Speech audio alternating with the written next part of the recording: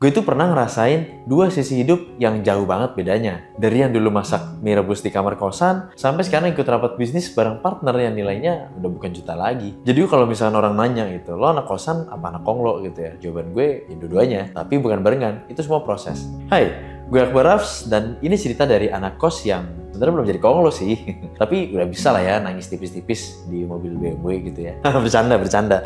Amin dulu lah kalau misalkan gue jadi konglo, amin loh, amin. Oke, gue tuh pernah ngekos. Kamarnya tuh juga ya nggak besar-besar amat lah gitu. Dispenser bunyi sampai ganggu tidur. Bahkan sampai yang akhirnya gue bisa berdamai sih dengan itu. Motor Beat gue tuh dulu Beat Pop gitu ya. Itu udah kayak sahabat spiritual banget lah. Bantu pecah pas hari penting, starter nggak nyala pas lagi mau ujian. Bahkan pernah juga pas lagi tidur itu sambil lapar. Karena bukan karena puasa sih, tapi karena wartegnya udah tutup. Terus juga waktu itu dompet gue isinya lagi nggak bersahabat ya. Karena kebetulan waktu itu nggak pinter ngatur uang ya. Jadi agak boros sih orangnya. Tapi justru dari situ gue dapet hal yang sangat berharga. Gue belajar tanggung jawab sama hidup sendiri, ngatur duit 200.000 udah kayak budget negara, dan survive di lingkungan baru yang kadang absurd. Anak kos tuh emang bukan paling kaya sih gitu ya, tapi paling bisa bertahan hidup, dan itu skill yang kepake banget sih sampai sekarang. Waktu gue mulai masuk ke dunia bisnis keluarga, orang tuh bilang, wah enak banget hidup lo sekarang, udah sukses Pak CEO gitu ya. Mereka tuh nggak tahu gue pernah tidur sekasur berempat, posisi Tetris, sumpek bareng-bareng sama teman-teman yang lain gitu kan. Jadi jangan lihat dari sekarangnya doang, lo tuh nggak akan ngerti halaman orang kalau lu cuman baca di bab akhirnya doang. Ya sekarang alhamdulillah enakan ya. Sekarang gue udah punya ruangannya juga dingin, laptop bagus. Tapi ya capeknya juga nggak kalah parah. Kalau misalkan dulu tuh capeknya fisik, naik motor, kalau misalkan pulang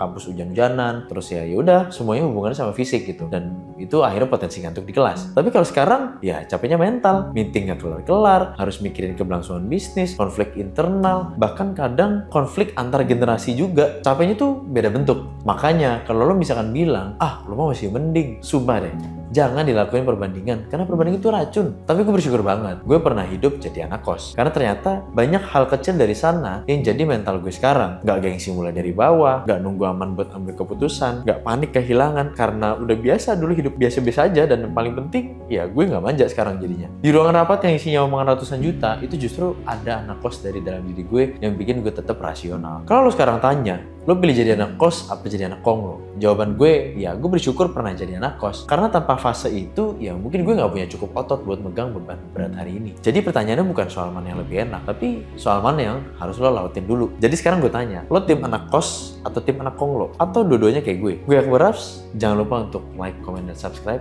Atau share video ini kalau misalnya relate. Kalau misalnya lo gak relate, ya lo gak pernah kos gitu aja. Dan sampai jumpa di video berikutnya. Bye.